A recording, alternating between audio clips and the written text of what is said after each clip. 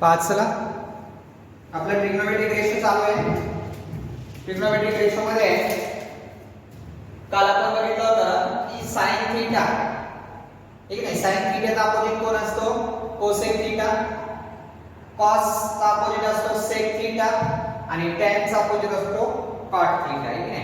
आणि नंतर आयडेंटिटी बघितलं होते आपण, sin theta into cosec theta is equal to 1. त्यालाच आपण असं म्हणू शकतो की cosec इनटू पुढे गेल्यावर आपण म्हणजे sin theta is equal to 1 upon cosec किंवा cos is equal to 1 upon sin. cos theta into sec theta is equal to 1. हा sec इनटू पुढे गेल्यावर आपण मध्ये 1 अपॉन sec थीटा किंवा sec theta is equal to 1 upon cos theta आणि tan theta into cot theta. पुन्हा जो तिसरा आपण आयडेंटिटी या ठिकाणी बघितला होता तो, ठीक आहे. म्हणजे the relation of trigonometric ratio, ठीक आहे, या ठिकाणी आपण ते पाहिले होते. आता याच्यानंतर जे आपल्याला बघायचा जो भाग आहे तो म्हणजे जो या ठिकाणी टेबल दिलेला आपल्याला आहे, table of value of trigonometric ratio. Trigonometric रेशोचा एक टेबल त्यांनी दिलेला आहे आपल्याला तिथे, ठीक आहे. तो टेबल एक बघावा लागेल आपल्याला. बघा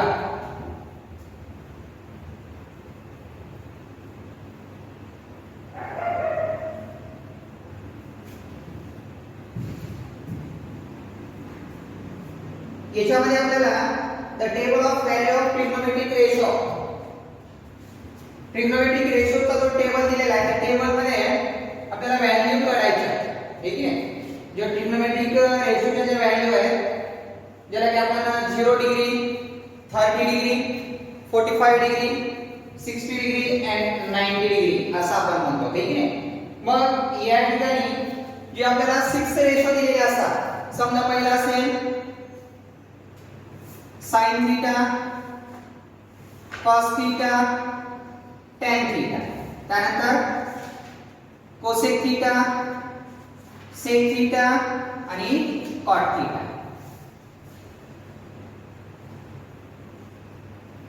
cot थीटा हे 6 रेशो आहेत आपले, इथे ट्रिग्नोमेट्रिक रेशो जे आहे हे 6 आहे. आता याच्यामध्ये आपल्याला डायरेक्ट व्हॅल्यू चेंज करू शकते. कोणती? Find the value of sin 30. sin 30 ची व्हॅल्यू काय असं विचारलं आहे. मग sin 30 ची व्हॅल्यू काय तर आपल्याला डायरेक्ट कळणार आहे का? मग त्या ठिकाणी तुम्हाला डायरेक्ट काढण्यासाठी किंवा त्याचं उत्तर लिहिण्यासाठी जे दोन टाइप्स मध्ये काढता येतात. एक 30 60 90 45 45 90 नुसार पण काढता येतं किंवा डायरेक्ट जर टेबल तुम्हाला लक्षात ठेवायचं असेल तर टेबल कसं लक्षात ठेवायचं ते पण सांगतो. समजा ते 0 डिग्री असेल, इथं असेल 30 डिग्री, इथे असेल 45 डिग्री, इथे असेल 60 डिग्री आणि इथे असेल 90 डिग्री. हे sin 0 ची व्हॅल्यू काय, sin 30 ची व्हॅल्यू काय हे शोधतो, ठीक आहे. म्हणजे अँगल जे आहे मग sin 0 ची व्हॅल्यू काय असते, sin 30 ची व्हॅल्यू काय, sin 45 काय, sin 60 काय आणि sin 90 काय याच्या value. sin cos tan sequence लक्षात ठेवा. पहिल्यांदा sin, नंतर cos, tan, sin चा अपोजिट cosec, cos चा अपोजिट sec आणि tan चा अपोजिट cot या स्वरूपामध्ये लिहिलेला आहे. आता सुरुवातीला लिहिताना काय करायचं की हा टेबल जो लिहिला आहे त्याची एक्झॅक्ट व्हॅल्यू सांगण्यासाठी आपल्याला तो ठिकाणी जो अंक असतो, हे की नाही, म्हणजे त्या ठिकाणी जी व्हॅल्यू येणार आहे, बरोबर आहे, जी व्हॅल्यू येणार आहे त्या व्हॅल्यूचं उत्तर आपल्याला फाइंड करायचं, ठीक आहे. मग sin 0 ची व्हॅल्यू काय असते, बरोबर आहे, sin 0 ची व्हॅल्यू काय असते. मग त्या स्वरूपात लिहिताना पहिल्यांदा काय करायचं बघा, याच्यावर तुम्हाला एक हिंट सांगतो किंवा कसं लक्षात ठेवायचं.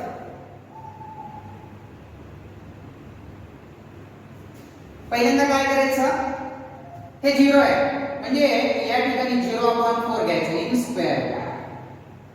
हा घ्यायचा पुन्हा इन स्क्वेअर 1/4.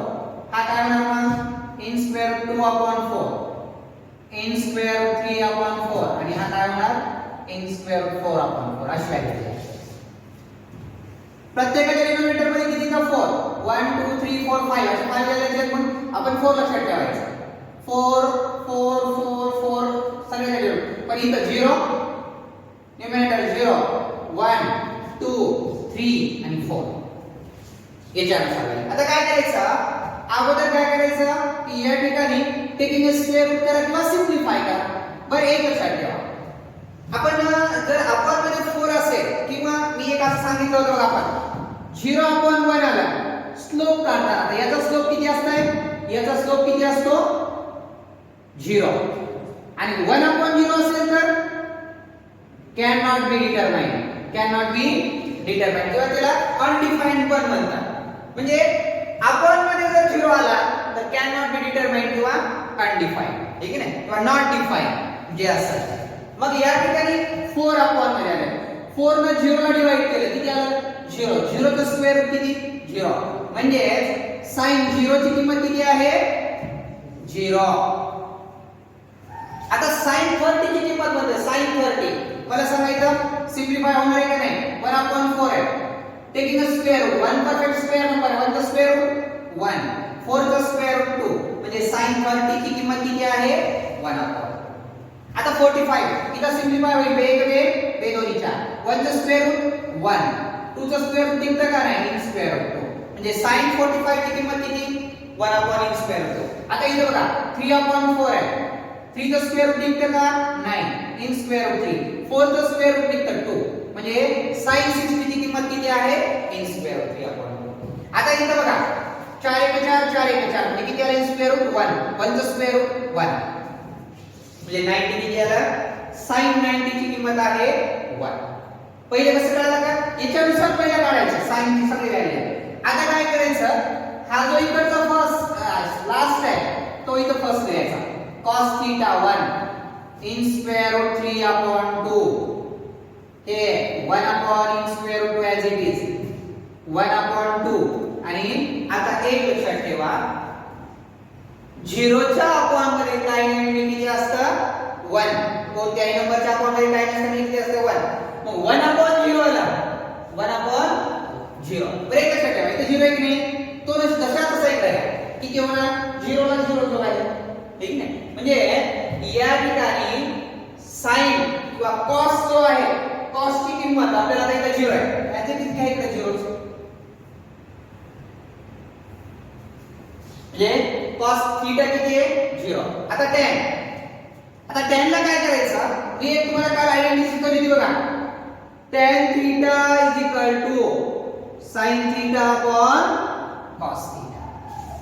हे असं काय करायचं याच्या अपॉन मध्ये हा आहे याच्या अपॉन मध्ये हा आहे असं कन्सिडर करायचं 0 अपॉन 1 येत आहे 0 अपॉन 1 म्हणजे किती 0 म्हणजे tan 30 किती आहे 0 sorry tan 0 0 tan 30 1 upon 2 1 upon 2 divided by in square root 3 upon 2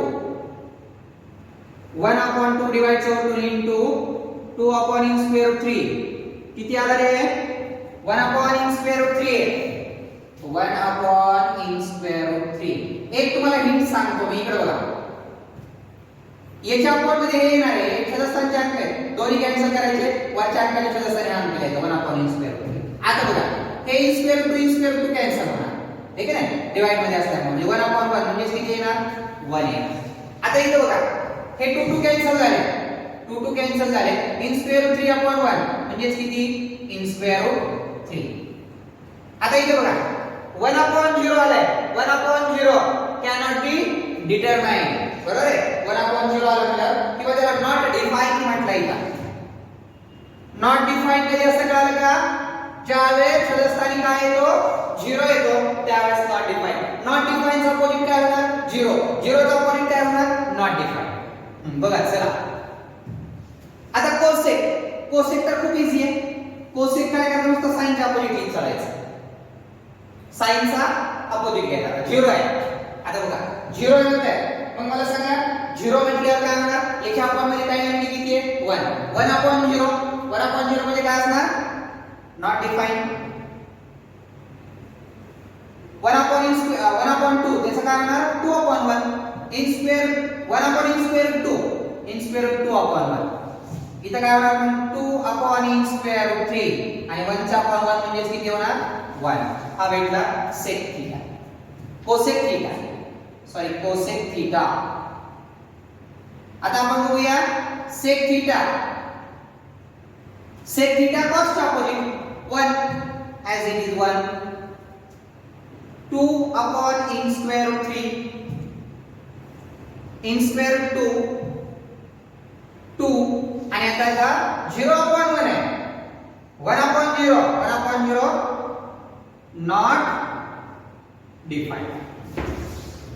not defined येणार ठीक आहे ना sec चा जो आहे तो काय येणार not defined आता राहिला cot tan चा अपोजिट कोण आहे cot theta tan 0 upon 1 आहे 1 upon 0 म्हणजे काय not defined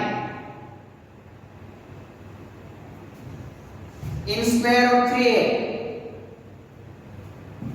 1 in square root 3 upon 1 upon in square root 3 आणि हा not defined आहे not defined चा होणार 0 जिथं not defined असतं त्याचा जर अपोजिट घेतला तर 0 येतो आणि 0 वाल्याचा अपोजिट काय होतो not defined या स्वरूपामध्ये टेबल तुम्हाला लक्षात ठेवायचं म्हणजे हा पहिली जी हिंट आहे तुम्हाला इथे भेटणार आहे ती वरचं बघा in square root 0 upon 4 1 upon 4 2 upon 4 3 upon 4 आणि 4 upon 4 ठीक आहे पण आता काही जणांना प्रश्न असा पडतो की सर आम्हाला फक्त cos समजा 45 ची किंमत पाहिजे कोणाची cos 45 ची तर एवढं टेबल लिहायची गरज आहे का एवढं म्हणजे एक्सप्लेन काय करत बसायचं डायरेक्ट तुम्हाला किंमत काढायची फक्त एकाचीच किंमत काढायची ठीक आहे परंतु एक लक्षात ठेवा त्याचे मी तुम्हाला सांगतो किंवा याच्यापेक्षा तुम्ही फास्ट काढायचं असेल तुम्हाला तर ती पण सांगतो पण त्याच्यामध्ये फक्त ते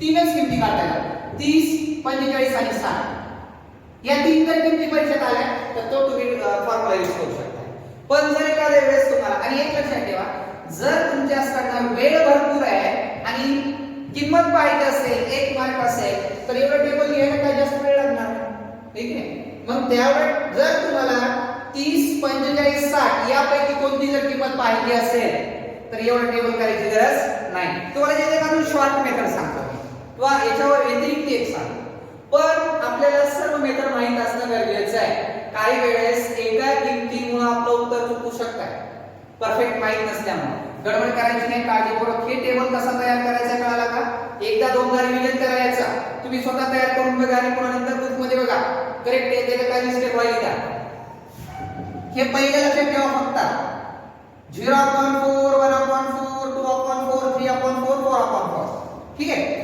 4 प्रत्येकाच्या डिनोमिनेटर मध्ये आहे आणि सुरुवात 0 पासून होते 0 upon 4 1 upon 4 2 3 4 upon 4 ओके चला बघूया नेक्स्ट याच्यानंतर जर तुम्हाला वाटलं की आपल्याला अजून दुसऱ्या पद्धतीने जर किती काढायचे असतील तर ते बघूया ट्रायंगलच्या आधारे कशा व्हॅल्यूच्या काढल्या जातात त्या बघूया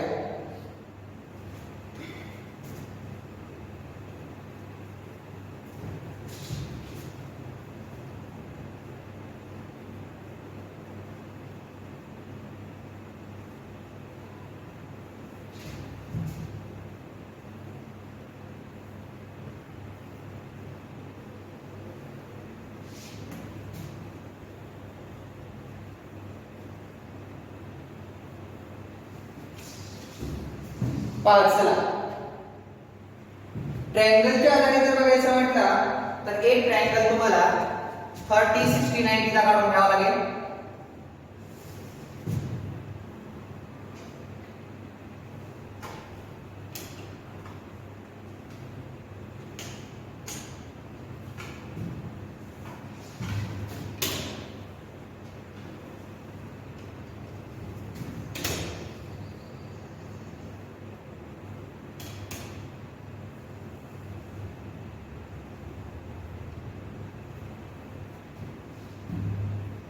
हा 60 असेल हा 90 हा 30 हा 90 असेल 45 45 याच्यामध्ये मात्र तुम्हाला एक माहिती असायला पाहिजे की side opposite to 45 45 degree angle आपण 35 जो थेरम आहे आपण बघितलेला पायथागोरस थेरम मध्ये बघितला होता थेरम ऑफ 45 45 90 थेरम ऑफ 30 60 90 ठीक आहे याच्यामध्ये पण आपण बघितलं होतं की side opposite to 30 degree angle is half of the hypotenuse आणि याच्यामध्ये हायपोटेन्यूस तुम्ही कंपल्सरी वन कन्सिडर करायचं दोन्ही ट्रायंगल मध्ये 45 45 90 मध्ये पण आणि 30 60 90 मध्ये पण हायपोटेन्यूस किती कन्सिडर करायचा 1 कन्सिडर करायचा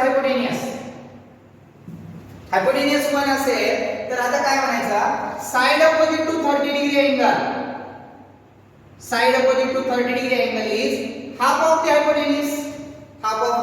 hypotenuse side opposite to 60 degree angle is in square root 3 upon 2 into hypotenuse in square root 3 upon 2 into hypotenuse चा in square root 3 upon 2 असेल side opposite to 45 degree angle 1 upon in square root 2 आणि side opposite to 45 1 upon in square root 2 हे एवढी information तुम्हाला माहिती आहे side opposite to 30 degree angle is half of the hypotenuse side opposite to 45 degree angle is 1 upon in square root 2 side opposite to 60 degree angle is in square root 3 upon 2 of hypotenuse च्या in square root 3 upon 2 असते म्हणजे आता याच्यानुसार आपल्याला solve करायचं okay मग बघा आता याच्यावरून तुम्हाला कोणती किंमत काढायला सांगितली असेल फॉर एक्झाम्पल cos 60 आहे find the value of cos 60 आहे आता cos 60 म्हणतात cos 60 कुठे 60 इथे आहे cos चा रेशो काय सांगा बरं cos चा रेशो आहे ऍडजसेंट साइड अपॉन हायपोटेन्यूस मग 60 ची ऍडजसेंट साइड कोणती आहे 1 अपॉन 2 इज डिवाइडेड बाय हायपोटेन्यूस म्हणजे 1 अपॉन 1 अपॉन 2 इनटू 1 अपॉन 1 म्हणजे किती आली 1 अपॉन 2 म्हणजे cos 60 किती आहे 1 अपॉन म्हणजे डायरेक्ट तुम्ही या स्वरूपामध्ये व्हॅल्यू करू शकता ठीक आहे किंवा तुम्हाला असं म्हटलंय tan 45 ची किंमत विचारली आहे tan कुठे बघा 45 tan चा रेशो काय आहे tan चा रेशो आहे opposite side upon adjacent side मग 1 upon in square root 2 divided by 1 upon in square root 2 1 upon in square root 2 divide असल्यामुळे कॅन्सल झालं इज इक्वल टू 1 म्हणजे tan 45 ची व्हॅल्यू किती आहे 1 त्याच्यानुसार तुम्ही फास्ट या स्वरूपात काढू शकता ट्रायंगल काढले व्हॅल्यू दिली आणि नंतर फाइंड केला मग तुम्हाला इथं तिघांनुसार काढता येईल 30 60 आणि 45 जर कधी 0 विचारली कधी 90 जर विचारली असेल तर तुम्हाला तो मग जो मी टेबल सांगितला त्या स्वरूपामध्ये तुम्हाला काढता होईल म्हणजे पण सगळ्यात इझी म्हटलं तर हे आहे पण याला तुमचा जो रिझन आहे रिझन माहित असणं गरजेचं आहे रिझन तर माहित असावंच लागेल जो अँगलचं जे रिझन असतं की नाही side opposite to 45 degree angle side opposite to 30 degree angle हे रिझन तर तुम्हाला माहित असणं गरजेचंच आहे आणि यायलाच पाहिजे हे की नाही म्हणजे त्याच्यानुसार तुम्ही त्या ठिकाणी व्हॅल्यू पुट करू शकता याच्यानुसार म्हणजे दोन ट्रायंगल जे आहेत 30 60 90 45 45 90 ठीक आहे या स्वरूपात तुम्हाला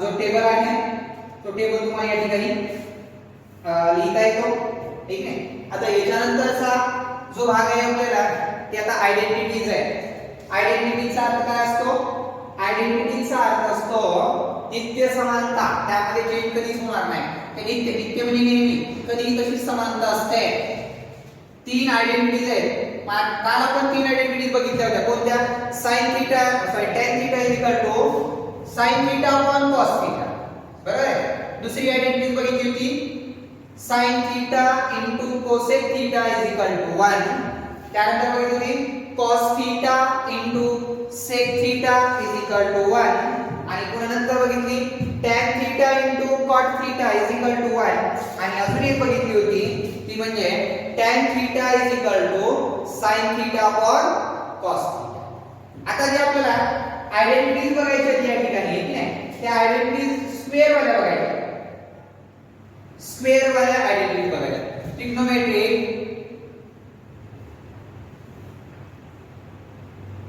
ट्रिग्नोमेट्रिक आयडेंटिटीज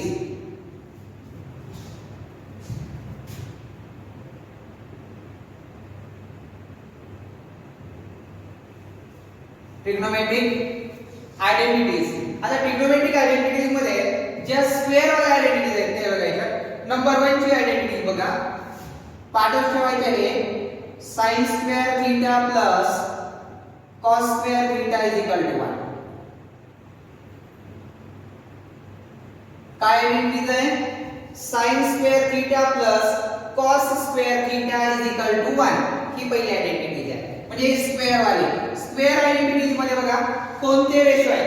sin आणि cos. म्हणजे sin square theta plus cos square theta is equal to 1 म्हटलं. मग याच्यामध्ये आपल्याला बघताना आपल्याला काय करावं लागेल की याच्यात चेंजेस कसे होतात बघा. हे sin स्क्वेअर थीटा इकडे ठेवलं नाही, हे cos पॉझिटिव्ह आहे, पुढे गेल्यावर काय होणार? निगेटिव्ह. म्हणजे sin square theta is equal to 1 minus cos theta. ही जर आयडेंटिटी तुम्हाला परफेक्ट असेल तर यात चेंजेस कसे झाले ते तुम्ही सांगू शकता. बघा चेंजेस कसे झाले की बाबा हा cos जो आहे तो लेफ्ट साइडला पॉझिटिव्ह होता, तो राइट साइडला गेल्यावर काय झाला? निगेटिव्ह. म्हणजे इकडे लेफ्ट साइडला कोणता ठेवला? sin theta. किंवा इथे अजून एक चेंजेस होता, cos थीटा इथे लेफ्टला ठेवला, cos square theta is equal to हे 1 एज इट इज. हे sin theta sin square theta positive आहे, ते पुढे गेल्यावर काय होणार? Negative sin square theta. म्हणजे cos square theta is equal to 1 minus sin square theta.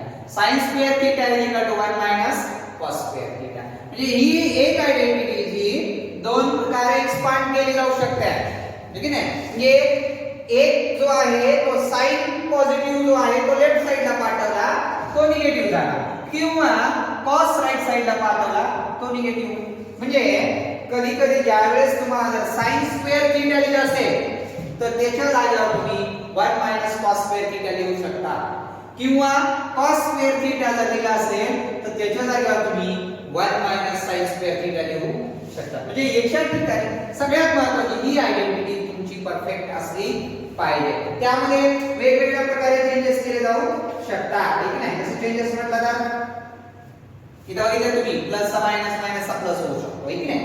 त्यानंतर सेकंड नंबरची आयडेंटिटी बघायची आपल्याला. बघा 1 plus cot square theta is equal to 1 plus cot square theta is equal to cosec square theta. Relation बघा identities मध्ये कोणत्या रेशोचं relation आहे? इथं sin आणि cos चं होता, इथं रिलेशन कोणाचं आहे? cot आणि cosec. आयडेंटिटी तयार करताना कोणतेही रेशो असतात, cot आणि cosec चं रिलेशन राहतं sin आणि cos चं, ठीक आहे. आता याच्यामध्ये आपल्याला नंतर जो तिसरा राहिला असेल त्यात राहिला कोणता? मग cot आला, इकडे cos आलाय, sin आलाय, आता राहिला फक्त tan आणि sec. मग त्यांची एक आयडेंटिटी आहे, कोणाकोणाची? tan आणि sec. मग एक लक्षात ठेवा, आता हा जो आहे 1 plus cot square theta is equal to cosec theta, ही दुसऱ्या नंबरची आयडेंटिटी आहे. याला पण एक्सपांड केलं जाऊ शकतं. कसं एक्सपांड होणार आता मला सांगा. हा जो 1 आहे तो काय आहे? पॉझिटिव्ह आहे, तो पुढे गेल्यावर काय होऊ शकतं? निगेटिव्ह. म्हणजे cot square theta is equal to cosec square theta minus 1. हा 1 काय होता? पॉझिटिव्ह होता, तो निगेटिव्ह झाला. किंवा मी इकडे 1 ठेवला, 1 is equal to cosec square theta minus cot square. या प्रकारे चेंजेस केला जातो. किंवा cosec square theta is equal to 1 plus cot square theta. म्हणजे cosec स्क्वेअर थीटा असेल तर त्याच्या जागेवर तुम्ही 1 प्लस cot स्क्वेअर थीटा ठेवू शकता. किंवा तिथं 1 किंमत असेल तर त्या 1 च्या जागेवर तुम्ही cosec square theta minus cot square theta लिहू शकता, किंवा त्याची व्हॅल्यू पुट करू शकता, ठेवू शकता. ही दुसरी आयडेंटिटी. म्हणजे पहिली आयडेंटिटी आहे sin square theta plus cos square theta. दुसरी आयडेंटिटी आहे cosec square theta minus cot square theta, ठीक आहे. मग बघा इथं sin cos आले, इथं cot आणि cosec आले. आता राहिले दोन, ते म्हणजे कोणते? tan आणि sec थीटा. मग इथं तिसरी आयडेंटिटी मी लिहितो 1 plus tan square theta is equal to sec square theta. 1 plus tan square theta is equal to sec square theta. है की नाही? हे तिसरी आयडेंटिटीज आहे आणि या तिसऱ्या आयडेंटिटीजला पण आपण एक्सपांड करून लिहू शकतो. बघा 1 plus tan square theta is equal to sec square theta. है की नाही? आता याला एक्सपांड कसं करणार बघा. tan square theta as it is sec square theta. 1 positive आहे, पुढे गेल्यावर निगेटिव्ह होईल तो, किंवा 1 इकडे ठेवला sec square theta minus tan square theta.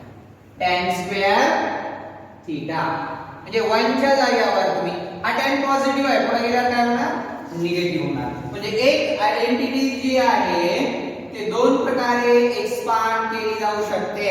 है की नाही? या पद्धतीने म्हणजे कोणतीही व्हॅल्यू त्या ठिकाणी पुट करताना या एका आयडेंटिटीचं एक्सपांड तुम्हाला आलं पाहिजे. एक लक्षात ठेवा, ही जर आयडेंटिटी परफेक्ट असेल तर त्याचे चेंजेस करणं आपल्याला समजतंय, किंवा पॉझिटिव्हचा काय होतो निगेटिव्ह, किंवा निगेटिव्हचा काय होतो पॉझिटिव्ह. म्हणजे ज्यावेळेस तुम्हाला क्वेश्चन सॉल्व्ह करायचा असतो त्यावेळेस या एका आयडेंटिटीचा हा कोणताही भाग पुट करावा लागतो. एकच्या जागेवर तुम्हाला sec theta sec square theta minus tan square theta. पण आता तुम्हाला असं वाटेल सर इथं 1 is equal to इथं 1 is equal to. मग ज्यावेळेस 1 is equal to he value ठेवायची का ही व्हॅल्यू ठेवायची, तर त्यावेळेस काय होतं त्याचा जो न्यूमरेटर असतो. आता समजा ही व्हॅल्यू डिनोमिनेटर छेदस्थानी 1 आलेला असेल, तर मग छेदस्थानी 1 आला म्हणजे छेदस्थानच्या 1 च्या ठिकाणी कोणती व्हॅल्यू ठेवायची, त्याच्या अंशस्थानी जर cosec आणि cot असेल तर ही व्हॅल्यू ठेवायची. त्याचा न्यूमरेटर जर sec आणि tan असेल तर sec tan ठेवायची. म्हणजे शो दॅट चे क्वेश्चन आहेत आपल्याला, किंवा प्रूव्ह दॅट चे क्वेश्चन आहेत, त्यामध्ये या आयडेंटिटीचा वापर करावा लागतो आपल्याला. की नाही? किंवा ही आयडेंटिटीज त्या ठिकाणी यूज कराव्या लागतात, वापराव्या लागतात. त्यावेळेस मग कशा पद्धतीने जो आपल्याला त्या ठिकाणी दाखवला असतात त्या पद्धतीने त्याचं काय करावं लागतं एक्सपांड करावं लागतं. ठीक आहे? आता हा झाला आयडेंटिटीचा भाग. ठीक नाही? जो आयडेंटिटीज नुसार आपण जर बघितलं तर या स्वरूपामध्ये हे होतं. ठीक आहे? आता याच्यानंतर आपल्याला एका ट्रिग्नोमेट्रिक रेशोची व्हॅल्यू दिली जाते आणि फाइंड जो रिमेनिंग 5 ट्रिग्नोमेट्रिक रेशोची व्हॅल्यू तुम्हाला पुट करावं लागतं. जसं की sin θ = 3/2 देतील. sin दिलंय, find the remaining trigonometric ratio जे cos असेल, tan, cosec, sec याच्या व्हॅल्यू तुम्हाला फाइंड करायला सांगितलं. म्हणजे एकाची व्हॅल्यू दिली जाते आणि रिमेनिंग जे 5 असतात त्या 5 तुम्हाला त्या ठिकाणी काय करावं लागतं फाइंड करावं लागतं, किंवा sin ची देतात आणि cos ची व्हॅल्यू फाइंड करायला. ठीक आहे? बघूया याच्यामध्ये क्वेश्चन कसे येतात. हे काय आहे आयडेंटिटीज कळाल्या. 3 आयडेंटिटीज, स्क्वेअरच्या आयडेंटिटीज 3 आहेत आणि बिना स्क्वेअर वाले 4 आहेत. ते मागच्या आपण बघितलेले आहेत. हा आयडेंटिटीज परफेक्ट झाल्या पाहिजे. आयडेंटिटीज जर नसतील तर तुम्हाला प्रूव्ह दॅटचा किंवा शो दॅटचा जो क्वेश्चन असतो प्रॅक्टिस 1 मध्ये आहे आपल्याला, तो क्वेश्चन खूप तुम्हाला हार्ड जातो नंतर सॉल्व्ह करता येत नाही, का तर आयडेंटिटीज तुम्हाला परफेक्ट नसतात. त्यामुळे 3 आयडेंटिटीज अशा ओरल टाइप्स मध्ये कधी विचारलं तर तुम्हाला आल्या पाहिजे. बघा क्वेश्चन कसे असतात. इफ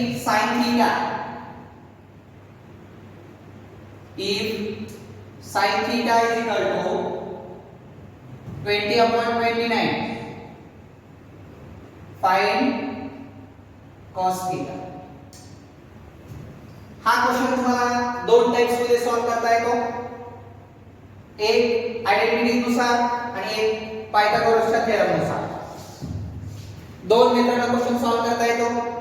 दोन मेथडने क्वेश्चन सॉल्व्ह करताना तुम्हाला त्या ठिकाणी एक आयडेंटिटी वापरावी लागेल आणि एक पायथागोरस थेरम वापरता येईल. मी हे दोन मेथडने दोन क्वेश्चन सांगतो, की फर्स्ट मेथड सांगतो की सेकंड मेथड सांगतो. पहिल्यांदा आयडेंटिटी नुसार सांगतो. आयडेंटिटी नुसार कसं सॉल्व्ह करायचं. आयडेंटिटी साइन आणि कॉस ची आहे. काय आयडेंटिटी ते सांगा बरं. sin square theta plus cos square theta is equal to 1. Value कोणाची दिली आहे sin. मग याच्या जागेवर लिहिणार आपण 20/29 whole square plus cos square theta is equal to 1. 20 का स्क्वेअर 400, 29 का स्क्वेअर 729 का 841 841 plus cos square theta is equal to 1. हे cos square theta as it is 1. हे मग प्लस आहे, पुढे गेला मायनस झाले. 400 मायनस अपॉन याच्या अपॉन मध्ये काय नेमके किती असते? 1. म्हणजे 1 अपॉन 1 आला. cos square theta is equal to 804 1 जा 841 मायनस 400 841 1 जा 841. मग बघा cos square theta is equal to किती आले बरं? 441 upon 841 taking a square root of both side. मग काय आलं? cos theta is equal to 441 कोणाचा स्क्वेअर आहे? 21 चा 21 आणि 841 29 म्हणजे cos theta काय आलं मग? 21 upon 29. हे आयडेंटिटी नुसार सॉल्व आहे. आता आपल्याला थेरम ऑफ पायथागोरस ने सॉल्व करायचं. Theorem of Pythagoras. समजा एक ट्रायंगल कन्सिडर करू आपण. ठीक आहे? हा 90 डिग्री ट्रिग्नोमेट्रिक म्हटलं की 90 डिग्री असतो. ABC. इथं समजा आपण थीटा कन्सिडर केला. काय दिलंय? sin theta. sin थीटा दिलाय. थीटा sin थीटा रेशो काय रे? sin theta opposite side upon adjacent. Theta जर इथे कन्सिडर केला असेल तर अपोजिट साइड कोणती आली? T20 AB आणि हायपोटेनियस 20. आपल्याला ऍडजसेंट साइड काढायची. मग याला ज्या वेळेस तुम्ही कन्सिडर केलाय left in triangle ABC angle ABC is equal to 90 degree angle C is equal to theta. मग AB is equal to काय कन्सिडर केला? 20K कन्सिडर करायचा. रेशो मध्ये दिला असेल K म्हणजे कॉन्स्टंट व घ्यायचा तो. हा आणि हायपोटेनियस AC म्हणजे काय? 29. Theorem of Pythagoras. Theorem of Pythagoras. काय theorem of Pythagoras? Hypotenuse square. इथं हायपोटेनियस कोणता आहे? AC square is equal to AB square plus BC square. AC दिलाय 29K स्क्वेअर. AB किती दिलाय? 20K plus BC square. 29 चा स्क्वेअर किती? 841K square 400K square BC square. 841K square minus 400K square is equal to BC square.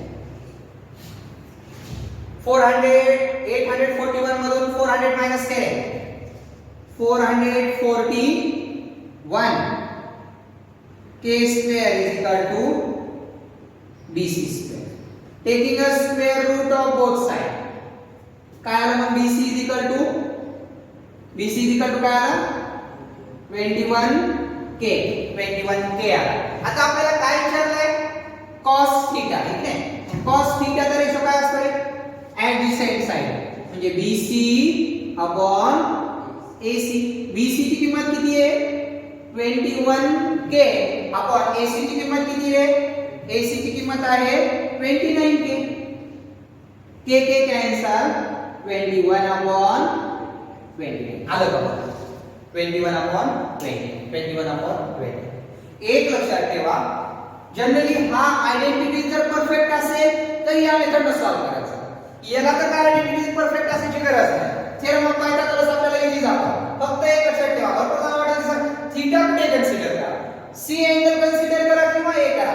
कोणताही consider करा, value अजिबात change होत नाही. आणि सोबत K का कन्सिडर करायचा असतो? आपल्याला माहिती आहे एखाद्या प्रेझेंट डेटचा रेशो जर दिला असेल तर आपण कॉमन मल्टिपल x कन्सिडर करतो. ठीक आहे? मग इथं रेशो दिलाय म्हणून काय कॉमन मल्टिपल कन्सिडर केलं? K. म्हणजे कॉन्स्टंट. तुम्ही x बी कन्सिडर करू शकता आणि शेवटी x कॅन्सल होत असतं. कॉमन मल्टिपल K म्हणजे कॉन्स्टंट असतो म्हणून K कन्सिडर. एक लक्षात ठेवा, K सोबत घेतल्यामुळे काही व्हॅल्यू मध्ये फरक पडलाय का? उगाच K स्क्वेअर केला शेवटी पुन्हा K कॅन्सल बी झाला. त्यामुळे पण सोबत घ्यायचा. तुम्ही म्हणता की सर घ्यायचंय पुन्हा घ्यायचं करायचं, घ्यायचं कशाला सोबत, तसं नाही. तो रूल असतो, कॉन्स्टंटचा रूल त्या ठिकाणी आपल्याला वापरावा लागतो. या स्वरूपामध्ये या ठिकाणी काही क्वेश्चन आहेत. चालतंय, बाकीचे जे आहे ते आता आपण उद्याला घेऊ.